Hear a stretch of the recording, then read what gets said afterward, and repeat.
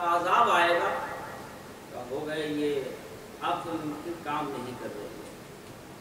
تو وہ کیسے کہا؟ دیکھیے یہاں دور تک پانی کا کوئی امکان نہیں ہے، بالکل میدان پڑا ہوا ہے، یہاں تو کسی بھی طرح کا کوئی امکان نہیں ہے. یہ کہنا ہے کہ طوفان آئے گا اور آنے کے بعد پھر یہ کہ جو کشتی بنے گی، یہ کشتی میں جو سوار ہوگا اس کو نجات دے دیں. تو آتے تھے، ہنسی بناتے تھے، مذاق بناتے تھے. دیکھیے کب سے بن رہی ہے کشتی یہ نجات، اور طوفان آئے گا، یہ آئے گا. کچھ تھے جو مذاق بنا رہے تھے اور کچھ تھے جو یہ کہتے تھے کہ اللہ کا نبی کہہ رہا ہے تو ہو کر رہے گا. اللہ کا نبی کہہ رہا ہے تو ہو کر رہے گا. تو دو نظریات تھے. کچھ یہ کہہ رہے تھے، مذاق بنا رہے تھے کہ ان کو ہذیان ہو گیا ہے. کچھ کہہ رہے تھے نہیں، جو نبی کہہ رہا ہے وہ سچ کہہ رہا ہے، تو یہی تو ہوتا ہے. ہمارے نبی نے بھی کہا کہ لاؤ میں کچھ لکھ دوں، تو کچھ لوگوں نے کہا ان کو ہذیان ہو گیا. تو نبی جب نجات کا انتظام کرتا ہے تو کچھ نبی کی عقل پہ فتویٰ لگا دیتے ہیں، کچھ یقین کر لیا کرتے ہیں. صلوات پڑھیے.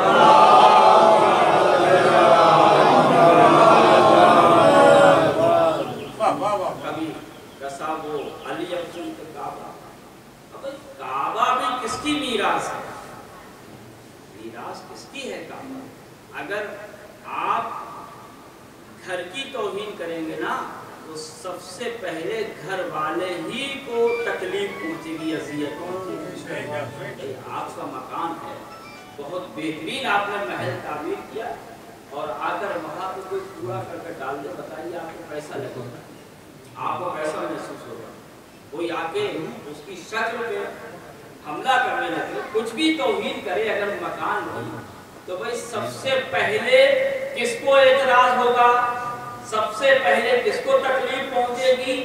کا جو گھر کا مالک ہے اس کو تکلیف پہنچے گی. تو یاد رکھنا، اگر کعبے کی کسی طرح سے توہین کریں گے تو سب سے پہلے اذیت اہل بیت کو پہنچے گی. صلوات پڑھیے.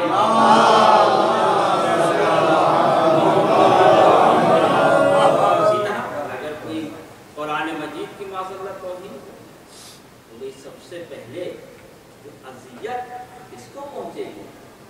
اہل بیت کو پہنچے گی. اس لیے کہ جو قرآن اور اہل بیت کا تسلسل ہے، جو قرآن اور اہل بیت کا تال میل ہے، قرآن اور اہل بیت بس ایسے ہی لازم و ملزوم ہے کہ جیسے جسم میں روح، جیسے جسم میں سر، جیسے آنکھیں ہیں، اس کے لیے روشنی کا ہونا ضروری ہے.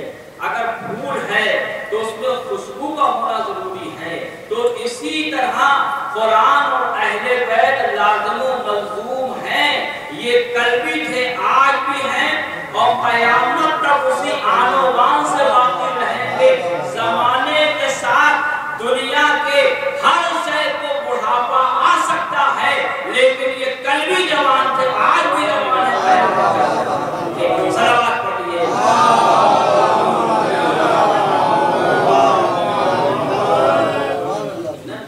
اور اچھا سی کروایا قرآن مجید. اگر یہ بیٹھ کر کفار و مشرکین سے صلح کر لیتے ہیں تو قرآن قصیدہ کس انداز میں پڑھتا ہے؟ اِنَّا فَتَحْنَا لَكَ فَتْحًا مُبِينًا. بے شک ہم نے آپ کو کھلی فتح عطا کی. لیکن کیا شان ہے اہل بیت کی کہ ہم نے تم کو کھلی ہوئی فتح عطا کی. اس طرح کی آیت عام طور سے مجھے نہیں دکھائی دیتی. اگرچہ یہ جو کرتے چلے گئے ہیں قرآن مجید نے اس کی عکاسی کی ہے. اگر یہ بستر پیغمبر پر سو گئے ہیں تو قرآن نے کہا وَمِنَ النَّاسِ مَن يَشْرِي نَفْسَهُ ابْتِغَاءَ مَرْضَاتِ اللَّهِ وَاللَّهُ رَءُوفٌ بِالْعِبَادِ. کہ لوگوں میں سے کچھ ایسے اشخاص بھی ہیں جو اپنے نفس کو بیچ لیتے ہیں رضائے الہی کا سودا کرتے. شان ہے ان کی. مگر عقیدوں یہاں پر شب ہجرت یہ آیت تو نازل ہوئی ہے، لیکن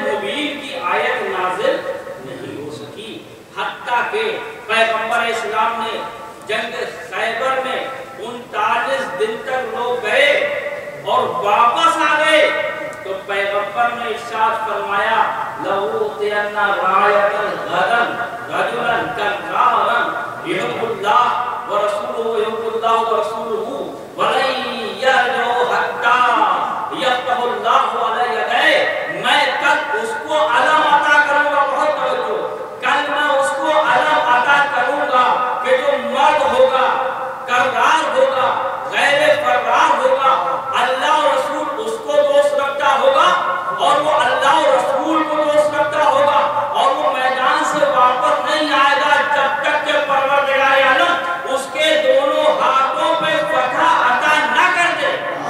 تو یہ پیغمبر اسلام نے کہا لَأُوتِيَنَّ رَايَةً، میں ضرور عطا کروں گا۔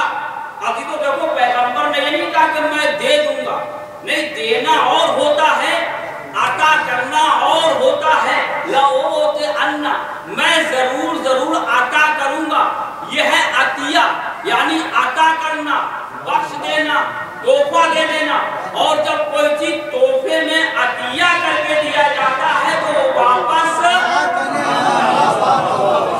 نہیں لیا جاتا۔ تو حضور نے کہا کہ میں ضرور عطا کروں گا۔ اب یہ پیغمبر کا کیسا عطیہ ہے، اس کو میں کس طرح سے آپ کی خدمت میں بیان کروں، یہ لفظ بھی نہیں مل پایا، تلاش کیا گیا کہ پیغمبر نے کہا لَأُوتِيَنَّ رَايَةً، کہ میں ضرور عطا کروں گا۔ یہ عطیہ کتنا عظیم ہے، ایک ہی مقام پہ میں نے دیکھا جب قرآن کی تلاوت کی، پیغمبر نے کہا لَأُوتِيَنَّ رَايَةً، میں ضرور عطا کروں گا۔ اللہ نے قرآن مجید میں کہا اِنَّا أَعْطَيْنَاكَ الْكَوْثَرَ، اے پیغمبر ہم نے تم کو کوثر یعنی کثرت نسل عطا کی۔ تو جیسا اللہ کا عطیہ ہے پیغمبر کے لیے، اسی طرح خیبر میں پیغمبر عطا کر رہے علم کو۔ اب کس کو ملا یہ علم؟ بھی علی ابن ابی طالب کو ملا۔ پتہ چلا کثرت نسل بھی اہل بیت ہے، اس کے وارث بھی اہل بیت بھی بن رہے ہیں۔ صلوات پڑھیے۔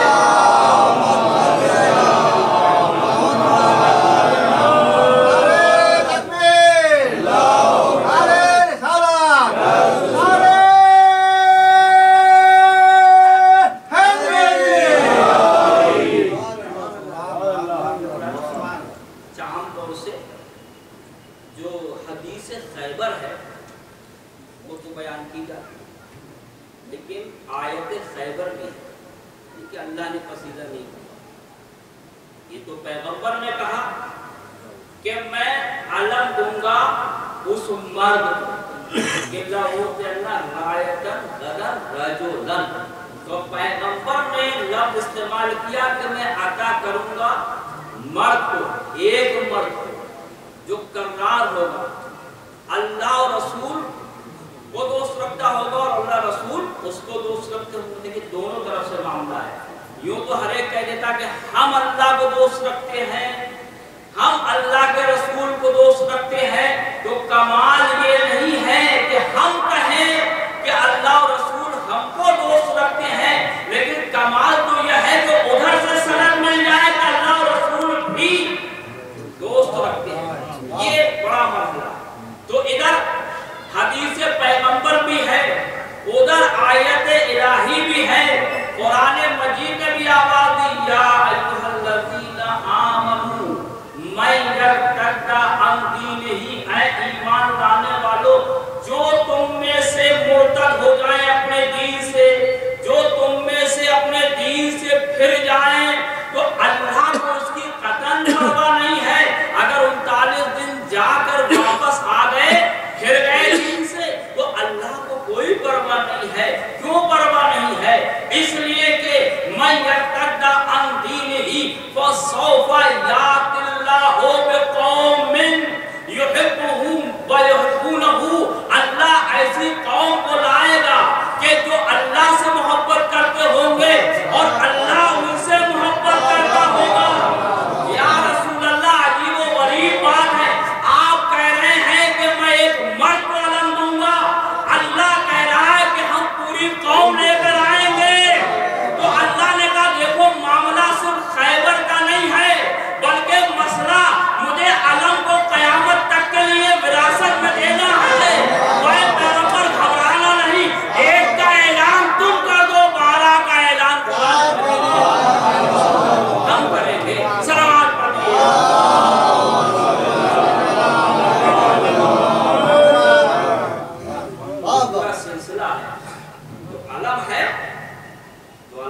بھی رہے گا، یہ سلسلہ قائم رہے گا، ایک نہیں بلکہ 20 سند 12 ہیں جو اللہ کی جانب سے منتخب کی ہے۔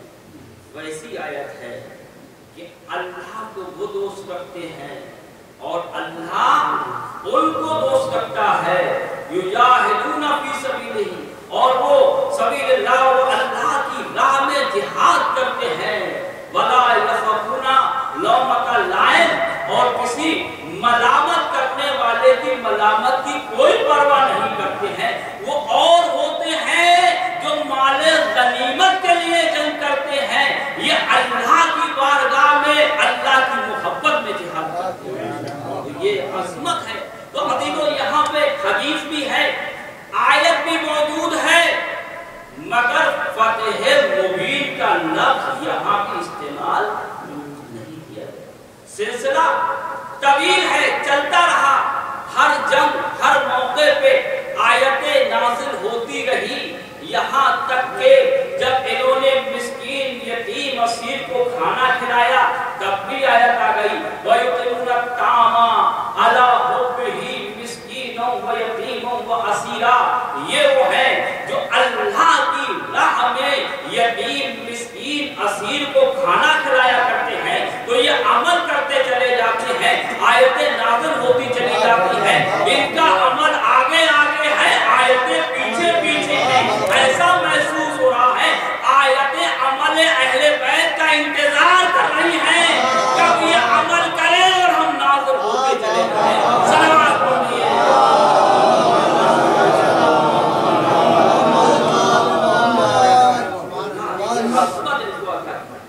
یہ بلندی عطا کی ہے کہ اللہ عمل کو دیکھ رہا ہے اور ان کے کمالات کو بیان کرتا جا رہا ہے، ان کے فضائل کو بیان کرتا جا رہا ہے۔ تو کون ہے جو اہل بیت کا مقابلہ کرے، جن کے عمل کو دیکھ کر قرآن بنتا جا رہا ہے، قرآن کی آیتیں بنتی چلی جا رہی ہیں۔ عزیزو ان کی اطاعت کا مسئلہ آتا ہے تب قرآن مجید میں اعلان ہوتا ہے، یا ایھا الذین آمنوا اطیعوا اللہ واطیعوا الرسول واولی الامر منکم، اے ایمان لانے والوں اللہ کی اطاعت کرو، اللہ کے رسول کی اطاعت کرو اور ان کی اطاعت کرو جو تم میں اولو الامر ہیں۔ کیا شان ہے کہ اللہ کی اطاعت کرو، اللہ کے رسول کی اطاعت کرو اور ان کی اطاعت کرو جو تم میں اولو الامر ہیں۔ اگر اطاعت کا حکم ہی دینا تھا تو سیدھے سیدھے کہہ دیتا کہ اطیعوا اولو الامر، یا ایھا الذین آمنوا اطیعوا اولو الامر، اے ایمان لانے والوں اولو الامر کی اطاعت کرو، مگر ایک دم سے نہیں، بلکہ پہلے کہا یا ایھا الذین آمنوا اطیعوا اللہ، اللہ کی اطاعت کرو، واطیعوا الرسول، اور آخری رسول محمد مصطفیٰ صلی اللہ علیہ وسلم،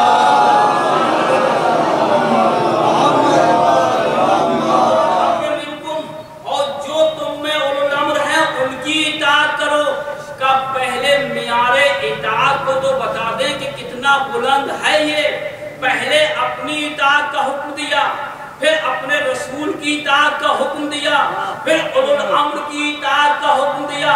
کا معیار اطاعت کو پہچانو کہ کتنا بلند ہے۔ ہر ایک کی اطاعت نہیں کی جائے گی، بلکہ معیار کو دیکھ کے اطاعت کی جائے گی۔ کہ ان کا معیار بھی نبی جیسا ہو، ان کا کردار بھی نبی جیسا ہو۔ کم سے کم جن کی اطاعت کی جائے ان کے سلسلے میں پیغمبر کہتا ہوا تو دکھائی دے، انا و علی من نور الواحد حسین منی و انا من الحسین، الحسن والحسین سیدا شباب اہل جنہ، فاطمہ سیدۃ النساء العالمین۔ صلوات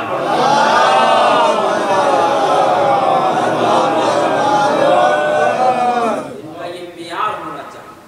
جب یہ معیار ہوگا تو معیار کو دیکھ کر پروردگار عالم اطاعت کا حکم دے گا۔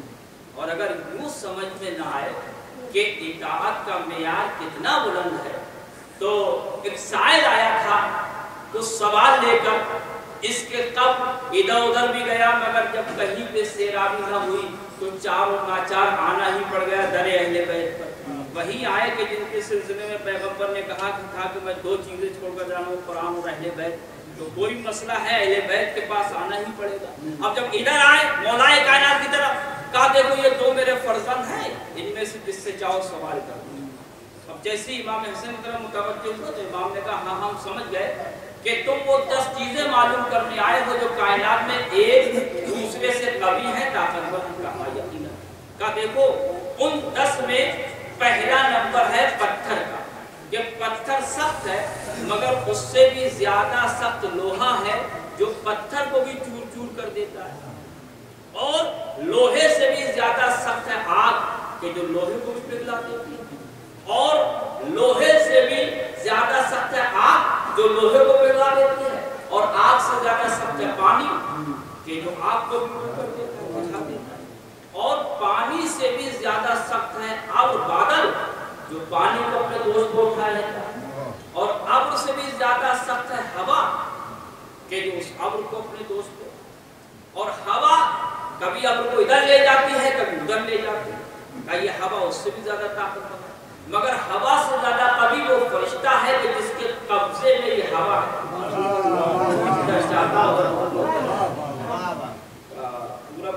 جب ہوا چلتی ہے تو جن کے درد ہوگا بیچارے پریشان ہو جاتے ہیں، یہ وہ جدھر چاہے ادھر گھما دیتا اس کو، کہ یہ طاقتور ہے، مگر اس فرشتے سے بھی زیادہ طاقتور ہے ملک الموت، کہ اس کے ذریعے سے اس کو موت آنا، ملک الموت سے بھی زیادہ طاقتور ہے موت کہ ایک دن اس کو بھی موت آنا ہے، اور موت سے بھی زیادہ طاقتور ہے امر خدا۔ اب دیکھیں بات یہی بھی آئی کہ ان 10 میں سب سے طاقتور کون سی چیز ہے؟ امر خدا۔ تو جب امر اتنا طاقتور ہے تو جو اولو الامر بن کے آئے گا اس کی طاقت کا اندازہ کون لگا سکتا ہے؟ نہیں، دوسرے لفظوں میں کہوں کہ جو اولو الامر ہوگا اس کا قبضہ پتھر پر بھی ہوگا، اس کا اختیار لوہے پر بھی ہوگا، اس کا اختیار آگ پر بھی ہوگا۔ اب یہ دیکھ لیجئے کہ کون ہے وہ کہ جس کا اختیار ان تمام چیزوں پہ ہے، ان کو ہی اولو الامر تسلیم کر لیجئے۔ اب سب سے پہلی منزل ہے پتھر کی، پتھر سخت ہے مگر جو اولو الامر ہوگا اس کا قبضہ پتھر پر ہوگا۔ شاید اسی وجہ سے مولا کائنات کو جب 40 منٹ علم ملا تو سب سے پہلے آپ نے پتھر میں علمگاہ پر بتا دیا پتھر سخت ہے مگر اس پر اقتدار بھی ہمارا۔ کائنات نے بتا دیا پتھر سخت ہے مگر اس پر اختیار ہمارا ہے۔ پتھر کے بعد منزل آتی ہے لوہے کی کہ لوہا پتھر کو بھی چور چور کر دیتا ہے۔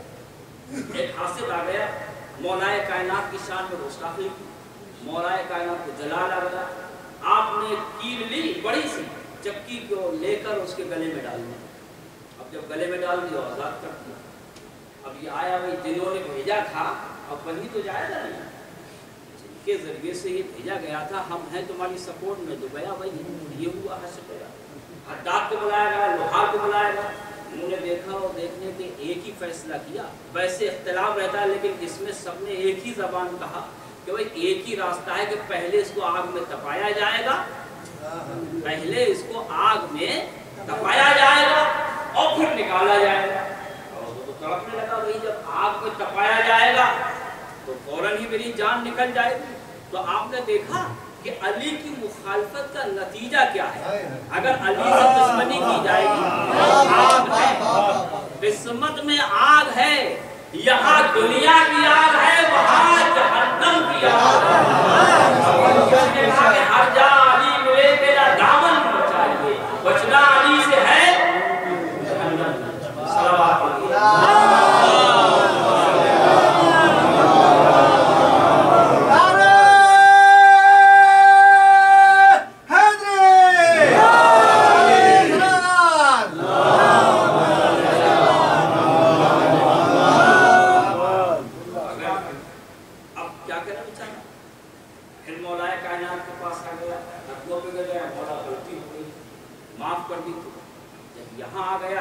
سے گناہ ہوا تو یہاں تو 2 انگلیوں کا اشارہ کیا اور وہ الگ ہوا۔ تو جو علی باب خیبر کو 2 انگلیوں کو اٹھا لیتا، جو سورج کو پلٹا دے، تو پھر ظاہر سی بات ہے اس کے لیے کیا مسئلہ تھا، جدا کر دیا، آزاد کر دیا. تو یہ ہے اولو الامر کی طاقت. اب ابھی تو منظر بہت میں جلدی اپنے اختتامی منظر پر چاہتا ہوں، اس لیے کہ وہ ٹائم ہو چکا ہے جس میں مجھے پڑھنا ہوتا ہے. السلام علیکم.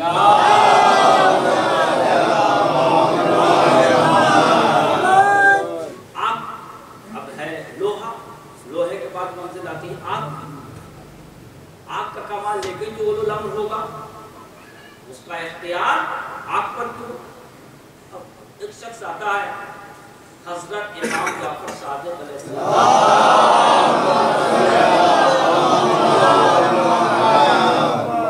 خراسانی، تو کیا ہم آپ کے چاہنے والے ہیں، آپ کا مطالبہ کیجیے. اچھا یہ آگ ہے اس میں آپ کو چٹک بچوں سے معلوم نہیں کیا کیا ہوگا. اچھا اتنے میں حقیقی جانے والے ہارون مکی آ گئے، پسینہ جسم سے نکل رہا. کہا ہارون مکی کا جی سلام کیا، جواب سلام کے بعد کا اس تنور کے اندر کود جاؤ، فوراً ہی اس کے اندر. اب یہی بے چین ہے، دیکھو ان کا کیا حال ہوا. اچھا دیکھ لو. اب جو دیکھا تو ہارون مکی تھے جو تسبیح الہی آگ کے اندر کر رہے ہیں. تو دیکھیے جب امام کو حکم سے چاہنے والے آگ پہ اس اطمینان سے بیٹھے ہوئے ہیں تو اولو الامر کا کیا مقام ہے. اب آگ کے بعد منزل آتی ہے پانی کا. پانی سخت ہے لیکن جو اولو الامر ہوگا اس کا اختیار پانی پر بھی. ایک جنگ سے مولا کائنات واپس آئے، لشکر جابلب ہے، آپ نے حکم دیا فلاں مقام پہ چلے جاؤ، وہاں ایک پتھر ہوگا اس کو ہٹانا، چشمہ جاری ہو جائے گا. لشکر آیا، اسے ہٹانے کی کوشش کی لیکن ہٹانے کی بات تو الگ ہے، وہ جنبش بھی نہ دے سکے. مولا وہ تو ہم نے کوشش کر لی اس کو جنبش کر. مولا کائنات پھرا، دو انگلیوں کا اشارہ یوں کیا، پتھر ہٹا، چشمہ جاری ہوا. دیکھیے پانی سخت ہے مگر یہاں پتھر پہ بھی اقتدار ہے، پانی پہ بھی اقتدار ہے. فوراً چشمہ جاری ہو گیا، سیراب کر دیا. تو یہ منزل کمال ہے اولو الامر کی. اب پانی کے بعد منزل اور آگے بڑھتی ہے آبر کی، کہ جو آبر پانی کو اپنے دوست کو اٹھائے رہتا ہے مگر جو اولو الامر ہے اس کا اقتدار آبر پر بھی ہوگا. بہت توجہ چاہ رہا ہوں عزیزو، آبر پہ اقتدار کتنی مرتبہ مولا کائنات آبر پہ سوار ہو کے سیر کی. اس لیے کہ جب جناب سلیمان سیر کرتے ہیں تو جو فخر سلیمان ہوگا اس کا کیا ہے؟ وہ وقت نہیں ہے جو میں واقعہ عرض کروں. تو منزل اور آگے بڑھتی جا رہی ہے. اب کے بعد اب منزل آتی ہے ہوا کی. کا ہوا قوی ہے جو اب کو ادھر سے ادھر لے جاتی، لیکن جو امر ہوگا اس کا اختیار ہوا پر بھی ہوگا. اور یہی بتا دیا کہ جب جبرائیل نے کہا ناد علی کو بلائیے تو آپ ہوش ہوا پہ سوار ہو کر مدینے سے چشمے صدر میں خیبر میں پہنچ کر بتا رہے ہیں کہ ہوا پہ بھی اختیار الامر کا. تو ابھی تو ہوا سخت ہے لیکن ہوا پہ اختیار الامر پر ہوگا. میں اپنی منزل پہ بہت تیزی سے آگے جانا چاہتا ہوں. ابھی تو ہوا کے بعد اب منزل آتی ہے ملک کی، اب منزل آتی ہے فرشتے کی، کہ جس کے قبضے میں یہ ہوا ہے مگر جو اولو الامر ہوگا اس کا اختیار ملک پر ہوگا. اور ابھی تو یہاں مسئلہ ملک کا نہیں ہے بلکہ جو سید الملائکہ ہے وہ کبھی گہوارہ جھلانے کے لیے آ رہا ہے، کبھی سلامی کرنے کے لیے آ رہا ہے. بتا رہا ہے کہ ملک طاقتور ہے لیکن جو اولو الامر ہوگا اس کا اختیار ملک پر بھی ہوگا، سید الملائکہ پر بھی ہوگا. صلوات پڑھیے.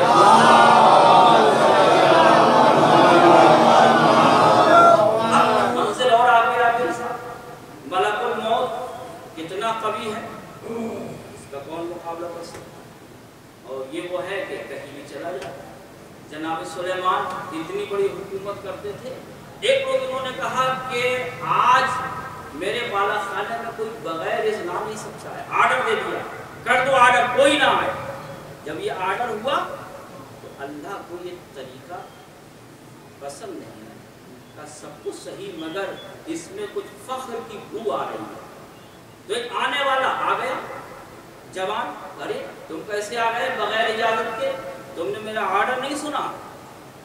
कहा वो तो सही है, मगर मैं वो हूँ कि जिसको किसी से इजाज़त लेने की ज़रूरत नहीं है। मैं हूँ मलकुल मौत और हुक्म खुदा आ चुका है, अब आपकी रूह कब्ज़ की जाएगी।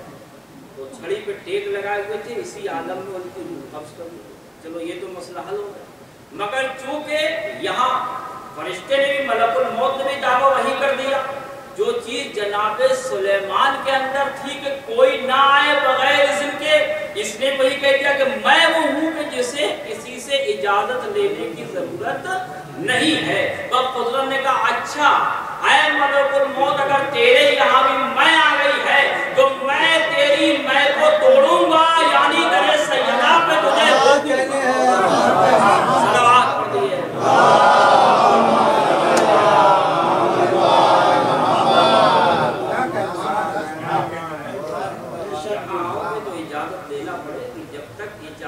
मिलेगी नहीं तो नहीं जा सकती। ये है उलुल अम्र की ताकत। अब मलकुल मौत से ज्यादा ताकत है मौत। जब मौत आ जाती है, बड़े बड़े डॉक्टर, बड़े बड़े तबीब तब तक सीना ठोकते हैं कि जब तक सांस रहती है, लेकिन सांस निकल गई तो उन्होंने आज नाव ली, अब हम कुछ नहीं कर सकते। अलग बात है वेंटिलेटर के जरिए या लोगों को गुमराह करके मामला कुछ होता है और वो बता कुछ देते हैं, ये अलग बात है। लेकिन अगर सांस निकल जाए और उसके बाद कहें कि हम जिंदा कर सकते हैं, दोबारा रूह को वापस ला सकते हैं, तो ये नहीं हो सकता। वो अजीज़ो वाक़या आप सुनते रहते हैं, मुझे वाक़या वक्त है, मुझे इशारा करना है अपने अंदाज में। ज़रा आप अंदाज को मुलाहिज़ा फरमाइए इस एतबार से कि उलुल अम्र की ताकत क्या है, असमत क्या है, बुलंदी क्या है। का जहां मौत हो गई वहां सब हाथ खड़े कर देते हैं, सब पसीने पसीने हो जाते हैं, कितना बड़ा डॉक्टर, कितना बड़ा तबीब क्यों ना हो। लेकिन अगर उलुल अम्र हो तो आप उसको मुलाहिज़ा फरमाएं का अगर ये जिंदा पे तकबीर क्या नियत कर ले तो वो मुर्दा हो जाए, अगर मुर्दे को ठोकर लगा दे। बात ये है, मसला ये नहीं है कि अली ने जिंदा कर दिया। आप अंदाज को देखिए कि किस तरह अली ने जिंदा किया है कि ठोकर के जरिए। तो अभी तो पूरी कायनात मौत के सामने बेबस है, लाचार है। जहां बेबस पूरी कायनात खड़ी दिखाई देती है, वहीं पे उलुल अम्र आवाज देता है कि जिस चीज में कायनात मजबूर है वो चीज हमारी ठोकर में रहा करती है। जब हमारी ठोकर का ये आलम है तो हमारे इख्तियार का क्या आलम है।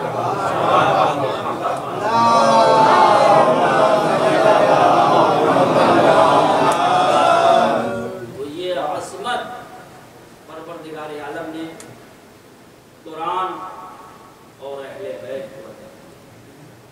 कुरान के जरिए से मुर्दों को जिंदा किया जाता है, मगर तब कि वारिस कुरान। चीज़ों इन दोनों चीज़ों को, कुरान और अहले बैत को अपने सीने से लगाए रखना है।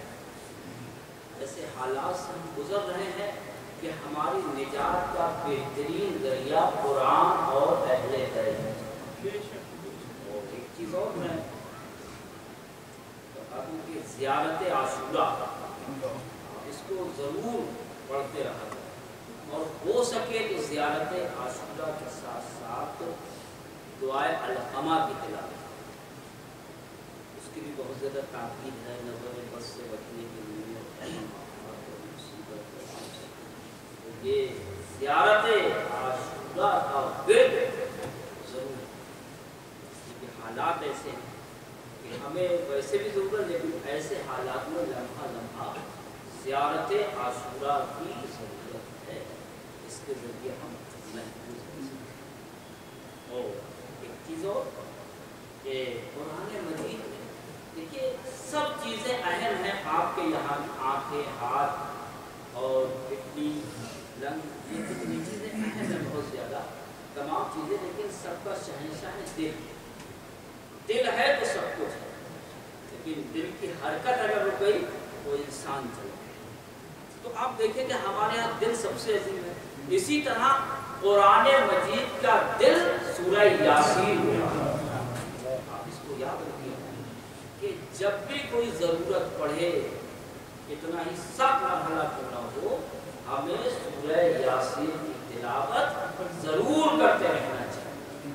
یہ قرآن مجید کا دل ہے اور یہ روز اول سے قیامت تک قرآن زندہ ہے، یعنی جس طرح ہمارا دل تو ہم زندہ، اسی طرح اس اللہ کی کتاب کا دل ہے سورہ یاسین۔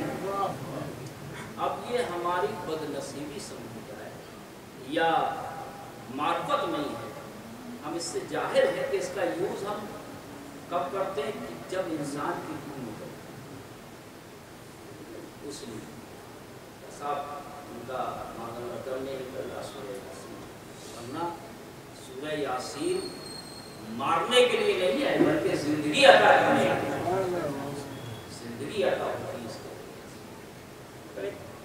جیسے ہم عبادت کرتے ہیں عام حالات میں وضو کے ذریعے کی جائے گی، لیکن مجبوری میں تیمم ایک مجبوری کی صورت ہے، تو چونکہ اس سورہ کو جس طرح سے بھی پڑھا جائے گا ہر حالت میں سکون کا ذریعہ، تو وہاں بھی جو نزاع کا وقت ہوتا ہے تو بہت مصیبت کا وقت ہوتا ہے، تو اس کے لیے بھی وہاں پہ وہ راحت کے لیے پڑھا جاتا ہے، لیکن یہ اس کا اصل استعمال نہیں ہے، یہ مجبوری کا استعمال ہے، ورنہ اصل صحیح استعمال جیسے ہم عبادت کے لیے وضو ضروری ہے، اسی طرح زندہ رہنے کے لیے سورہ یاسین کی تلاوت ضروری ہے۔ صلوات پڑھیے۔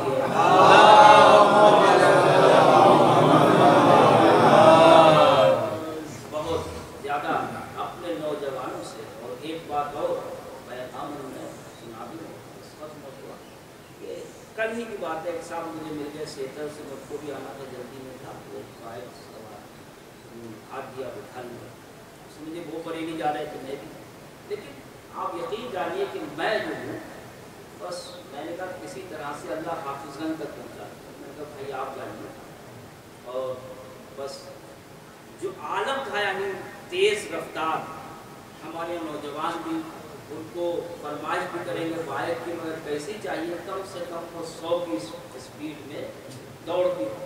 اب آپ بتائیں کہ جن ماں باپ نے بیٹے کو بہت پڑھایا بہت لکھایا، اب انہوں نے فرمائش کی کہ صاحب ہمیں کار چاہیے یا بائک چاہیے، اور بائک وہ چاہیے کم سے کم 100 کی اسپیڈ، اب وہ کیا کریں، کھانا نہیں کھائیں گے، گھر سے نکل جائیں گے، منہ نہیں دکھائیں گے، کیا دیکھیں تعلیم بھی ہے لیکن سلیقہ نہیں ہے، ادب نہیں ہے، جبکہ قرآن نے کہا کہ ماں باپ کے سامنے تم کچھ بھی اگر وہ سمجھا رہے ہیں تو اس میں مصلحت سمجھو کہ ہماری ہی بہتری، کبھی انسان اپنی مصلحت کو نہیں سمجھ پاتا ہے اور نقصان اٹھاتا ہے، سمجھائے لیکن نہیں سمجھ جائے۔ اب انہوں نے دیکھ، اب وہ صاحب یہ ہوا کہ تیز چل رہے تھے تو کبھی ہاتھ اور سر میں چوٹ آئی اور یہ سب یہ نتیجہ، اور کبھی خدا ایسے حادثے ہوتے کہ وہ بس معاملہ ہی ختم ہو گیا۔ تو آپ بتائیے وہ ماں باپ جنہوں نے اتنی محنت مشقت اور پڑھایا لکھایا، اور آپ نے تھوڑی سی ضد میں یہ کام کر،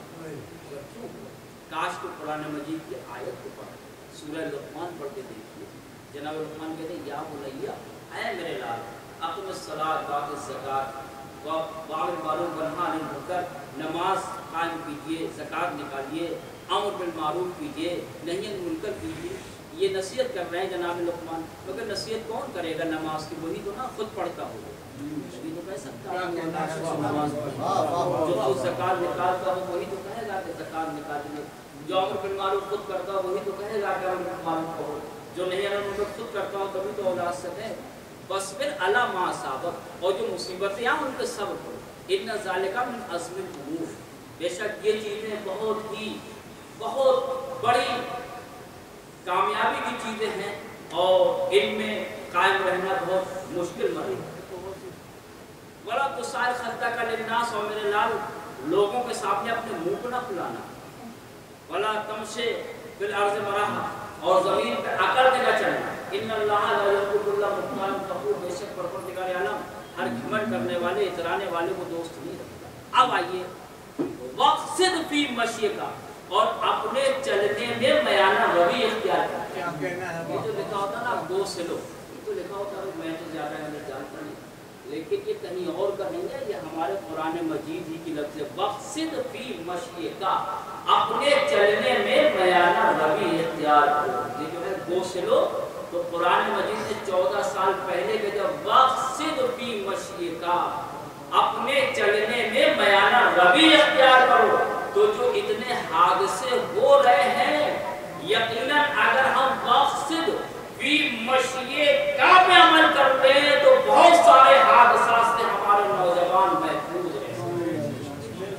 लिहाजा ऊपर से मैं हाथ जोड़ उन नौजवानों की खिदमत में ये आस करूंगा कि तुमको आज़ादार, तुमको कुरान और अहले बैत के मानने वाले हो, कोई अमल करे या ना करे, ये ना समझना कि गोसलो ये कहीं और की चीज़ है। ये हमारे कुरान मजीद की लफ्ज़ें हैं कि जिसको बहुत पहले ही बता दिया गया है, हम नहीं समझ पाते हैं, ये हमारी नादानी है। लिहाजा अपनी गायक पर ये लफ्ज़ नोट कर लो, वक़्सिद फी मशीका, अपने चलने में मयाना रवि इख्तियार करो। जब ये रविश रहेगी, इस एक लफ्ज़ पे कुरान मजीद के आप अमल करोगे, जब ये सोचोगे कि अल्लाह का हुक्म है, जब ये सोच कर आप चलोगे तो खुद भी महफूज रहोगे, दूसरे लोगों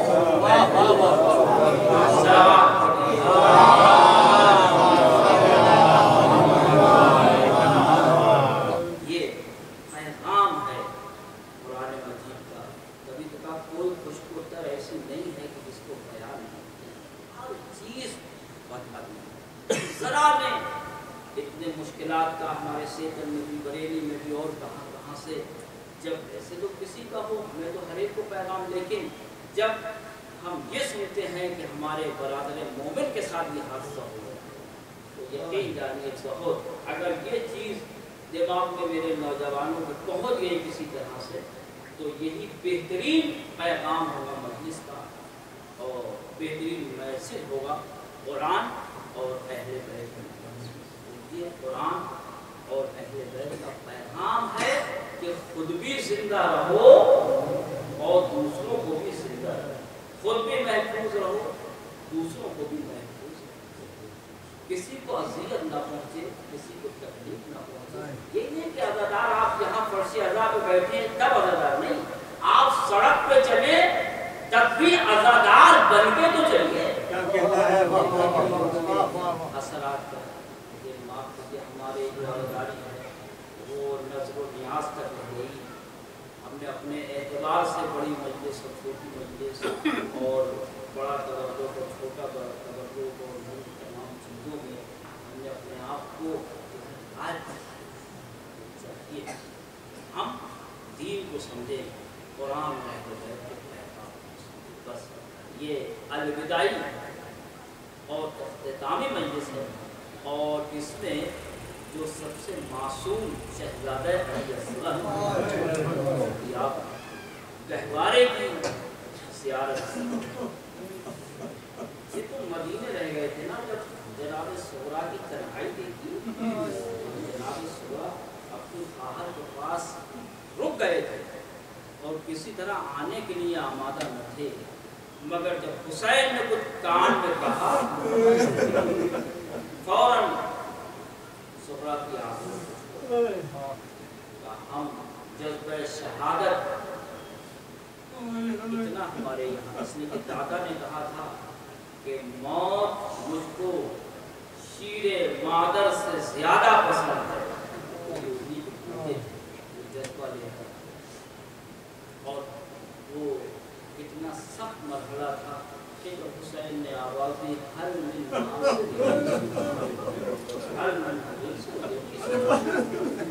कोई तो हुसैन की उसरत करे, है कोई तो हुसैन की मदद करे, जब कोई न रहा। अब इस आवाज़ का बुलंद होना था कि खैमों में शोरे गिरिया बुलंद था। हुसैन वापस आए, बहन क्या कोई बच्चा प्यास से हलाक हो गया? आपकी आवाज़ इस्तिग़ासा में इतना दर्द था कि अभी असगर ने अपने आप को गहवारे से गिरा दिया। अच्छा बहन मैं अपने बच्चे का मकसद समझता हूँ, मैं इसके लिए सबीले आप करता हूँ। लेना चाहा, जब आप आगे बढ़ गई, बस एक थोड़ी देर के लिए इस बच्चे को ले लिया बच्चे को और नया लिबास पहनाया, कमर से पटका, मुजाहिद बना दिया और एक बात कही, ऐ मेरे लाल, तू जब अपनी दादी की खिदमत में जाना तो सलाम कर। और दादी अगर ये मालूम करें कि नया लिबास तो पहना दिया मगर तेरे मुंह पे गर्द क्यों है मेरे लाल, पानी नहीं और है मेरे लाल का गैर सैदानी हूँ, मेरे शीर की तासीर दिखा देना, मेरी इज्जत रख देना मेरे लाल, मेरी इज्जत तेरे हाथ और मौला के सपोर्ट। अब देखिए हुसैन जा रहे हैं किस लिए, सवाल आपके लिए। देखिए ये बहुत बड़ा मरहला है हुसैन के लिए कि जिसने कभी ना मांगा हो किसी से, अता किया हो जिसने कभी मांगा ना, और इसने क्या कि जिसके बाप ने शायद एक सवाल को कतार दे दी, जिसने आते ही अरे फितरस को बालों पर अदा कर दिया, राहिल को साथ दे दिया। आज वो उम्मत के सामने सवाल करने के लिए जाए, वो भी किस चीज का, पानी का। हुसैन की गैरत का मसला देखिए, हुसैन गए हैं मेरे आका मगर गैरत लफ्जों में भी दिखाई देती है। जाकर खड़े हो गए, कैसे सवाल करें, तो अजीब-ओ-गरीब जुमला का, मैं नहीं आया बल्कि असबर की प्यास लेकर आया। यानी समझाना चाह रहे हैं मैं तो प्यासा मर जाता मगर कभी सवाल आप ना कर, और क्यों करूं जब मेरा अली अकबर प्यासा चला गया, जब मेरा अब्बास प्यासा चला गया, जब मेरे और मोहम्मद प्यासे चले गए, जब मेरा नासिर प्यासा चला गया, अब तुम्हारी दुनिया भी पानी पानी हो जाए। तो हुसैन के लिए पानी देखा मगर बच्चे की प्यास लेकर आई, औलाद वालों पानी पिला, मगर कोई जवाब नहीं। जब कोई जवाब नहीं आया तो हुसैन ने अली अस्कर को सहरा में, मैं कहूँगा हाजरा इस्माइल को छोड़ देना आसान, मगर दुश्मनों के नरगे में हुसैन ने अपने अली अस्कर को तपते हुए सहरा में किस तरह लगाया, ये हुसैन का दिल जानता है। औलाद वालों आओ आओ, अगर ये गुमान है तुम्हें कि असगर के बहाने मैं पानी पीऊंगा तो लोग मैं अलग खड़े हो जाता, मैं दूर हूँ, तुम आओ खुद असगर को अपने हाथ से सैराब कर दो, मुझे कोई तारुफ नहीं। मगर फिर भी कोई जवाब नहीं आया तो हुसैन ने शहजादा अली अस्गर को अपनी आगोश को ले लिया और लेने के बाद कहते हैं कि बेटा तुम भी हुज्जत खुदा के फर्जंद हैं, अपनी हुज्जत को तमाम करो मेरे लाल, तुम्हारी माँ जानती है तुम कितने प्यासे हो, ज़ैनब में कुलसूम अहले हरम जानते, मैं जानता हूँ, जरा इनको भी बता दो कि तुम कितने प्यासे हो। मातादारो हुसैन के इन जुमलों के बाद शहजादा अली अस्गर ने अपने पकड़ाए हुए होठों पे अपनी पुष्ट ज़बान फिराना शुरू की, तो ये वो मंजर था कि जो सख्त से सख्त दिल करने वाले भी फूट-फूट कर रो रहे थे, अभी वो कभी नहीं रोए। शहजादा अली अकबर के सीने पे बर्छी का फल मारा, हज़रत अब्बास से के बाजू कलम किए, जनाब कासिम का लाशा पामार किया, ना रोए मगर इस वक्त रोए दुश्मन रो रहे थे, तो मेरे आका हुसैन के दिल पर क्या गुजर गई होगी। अरे यही वो कैफियत थी कि जिसको इमाम ने सैयद सज्जाद से बयान किया है, मेरे नाम मेरे शीयों से कहना शी माय शरफ फसूनी, आए मेरे शीयों जब जब ठंडा पानी पीना तो मेरी प्यास को याद कर लेना कि किस तरह मैं अपने मासूम बच्चे के लिए सवाल याद कर रहा था और तीर का निशाना मेरे बच्चे को बना दिया गया। आगा दारो हुरमला का तीर चला, अरे इमाम का बाबू अली अस्गर का गला बच्चा इमाम के हाथों पे मुनक़लब होकर रह गया। अल्लाह जाने हुसैन ने किस तरह से अपने शिश्मा है वो संभाला, अरे तीर को निकाला, खून का फव्वारा जारी हुआ, चाहते थे आसमान की जानिब मगर इनकार हो गया, अरे जमीन की तरफ फेंकना चाहते थे मगर इनकार हुआ। कभी तो किसी शायर ने कहा कि इनकार आसमान को है, राज़ी ज़मीन असगर तुम्हारे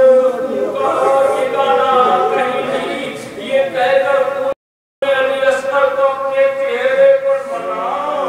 अब असगर को संभाला, हिम्मत करके आगे बढ़ना चाहते हैं, मगर ख्याल आता है रबाब से वादा करके आया हूँ, पानी पिला कर लाऊंगा। अगर माँ पूछेगी तो क्या जवाब दूंगा? इन्ना लिल्लाह व इन्ना इलैहि राजिऊन। 7 मरतबा आगे बढ़े, फिर पीछे हटे, फिर हिम्मत करके दरे खैमा पर आए तो सोचने लगे क्या कहूँ। एक जिंदा कहा, रबा हुसैन तेरी अमानत को लेकर आया, बस खत्म हुआ ज़ादारो क़यामत के जुमले हैं। जैसे ही हुसैन ने कहा रबाब तेरी अमानत को लेकर आ गया, रबाब से पहले अरे सकीना दरवाजे पर है। अब आप तसव्वुर कीजिए, छोटे छोटे बच्चे जब आप भी बाहर से आते हैं ना, दरवाजे पे आ जाते हैं, और आप किसी बच्चे को तोहफा दे दीजिए, बच्चों की फितरत है ना, एक बच्चे को महरूम कर दे तो वो तड़प जाता है, नाराज हो जाता है। आपने फला भाई को तोहफा दे दिया, मुझको महरूम कर दिया। अरे जब सकीना को ये महसूस हुआ कि मेरा भैया सैराब होकर आ गया, तो फितरतन सकीना ने कहा बाबा आपको भैया प्यारे थे, उनको पानी पिलाना है, मगर सकीना की प्यास